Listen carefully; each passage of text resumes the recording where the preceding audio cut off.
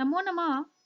उपकारेषु यः साधु साधुत्वं तस्य शोभते, अपकारेषु यः साधु शठेशाठ्यम समाचरेत्। अर्थात जो उपकार करने वालों के प्रति सज्जनता दिखाता है उसकी सज्जनता शोभा देती है, परंतु जो अपकार करने वालों के साथ भी अत्यधिक सरल बना रहता है उसके लिए उचित है कि वह धूर्त के साथ धूर्तता का ही व्यवहार करे।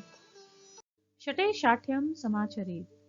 धूर्त व्यक्ति के साथ धूर्तता का व्यवहार करना चाहिए। धूर्तस्य स धूर्तया व्यवहारा एव उचितः एषा नीति कथयति। कस्मिंचित् वने एकः अतीव धूर्ता शृगाला आसीत्। किसी एक जंगल में एक अत्यंत धूर्त सियार रहता था। सा सदैव आत्मानं चतुरं मत्वा अन्यान् जीवान् उपाहसत। वह सदैव स्वयं को चतुर समझकर अन्य जीवों का उपहास करता रहता था। एकदा सा वने एकम ऊष्ट्रम अपश्यत। एक दिन उसने जंगल में एक ऊंट को देखा। यह शुष्कम घासम अचरत। वह सूखी घास चर रहा था। शृगाला अचिंत्यत। सियार ने मन में सोचा, अयम जीवा विचित्रः। यह जीव बड़ा विचित्र है। अस्य जंगा दीर्घा ग्रीवा दीर्घा मुखम परम पुच्छम ह्रस्वम कर्णौ नेत्रो च ह्रस्वे। इसकी जांघें लंबी है, गर्दन लंबी है, मुख बड़ा है, परंतु पूंछ छोटी है। इसके कान और आंखें भी छोटी हैं। एवं अस्य जीवस्य शरीरम तु अति विचित्रम। इस प्रकार इसका शरीर अत्यंत विचित्र है।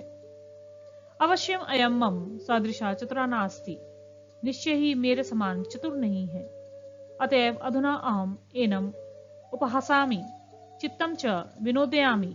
इसलिए अब मैं इसका उपहास करूंगा और अपने मन को प्रसन्न करूंगा। एवं चिंतयित्वा धूर्ता शृगाला उष्ट्रस्य समीपम अगच्छत अवदच्च। ऐसा सोचकर दूत सियार ऊंट के पास गया और बोला, मातुल अपि तव कुशलम। मामा क्या तुम कुशल हो? सरल स्वभावा ऊषा रासिकया दीर्घम श्वासम त्यक्त्वा अवदत्। सरल स्वभाव वाला ऊंट नाक से गहरी सांस छोड़कर बोला, भागिने कुशलम कुतः। भांजे मैं कुशल कैसे हो सकता हूँ? मम भर्ता मय्यम किंचिदपि न यच्छति। मेरा स्वामी मुझे कुछ भी नहीं देता। शृगाला अवदत्, मातुल तब कष्टे मम कष्टम तब दुखे च मम दुखम। सियार बोला, मामा तुम्हारा कष्ट मेरा कष्ट है और तुम्हारा दुख मेरा दुख है।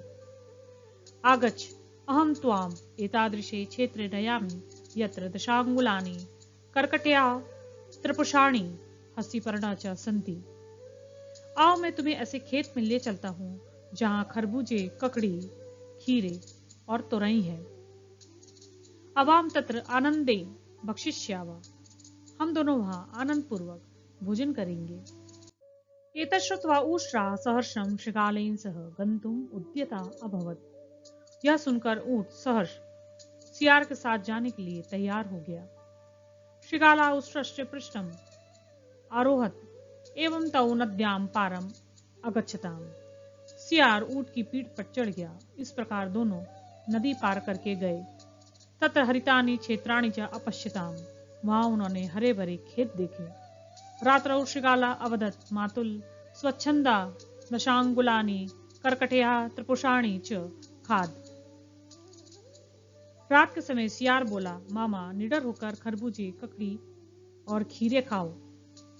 अत्र कृषकः नास्ति तस्य कुटी क्षेत्रेभ्यः दूरम अस्ति। यहाँ किसान नहीं है, उसकी झोपड़ी खेत से बहुत दूर है। शीघ्रमेव शृगालस्य उदरम पूर्णम अभवत्, परंतु उष्ट्रस्य विशालम उदरम पूर्णम नाभवत्। शीघ्र ही सियार का पेट भर गया, परंतु ऊंट का विशाल पेट नहीं भरा। तदा शृगाला उच्चैः शब्दम अकरोत्। तभी सियार ने जोर से आवाज की। तस्य शब्देन आकृष्टः कृषका क्षेत्रस्य मध्ये ऊष्ट्रम दृष्ट्वा दंडेन तम बहु अताड़यत्। उस आवाज को सुनकर किसान ने खेत के बीच में ऊंट को देखकर डंडे से उसे बहुत पीटा।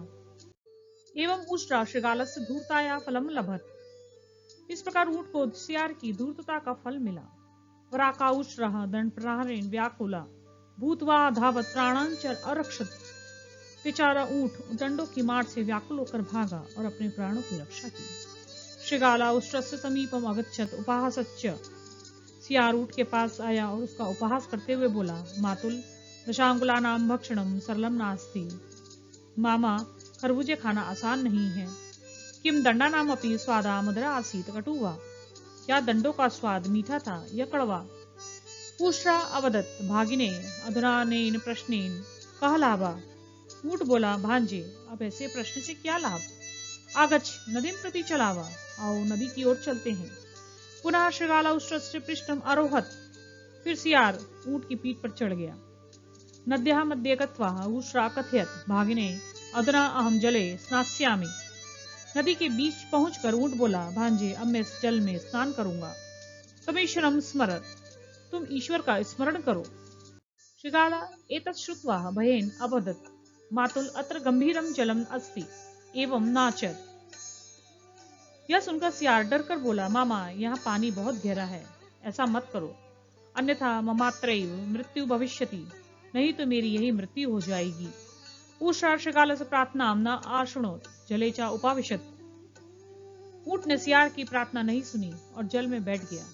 धूर्ता श्रृगाला जल मध्य अपतत, धूर्त सियार नदी में गिर पड़ा।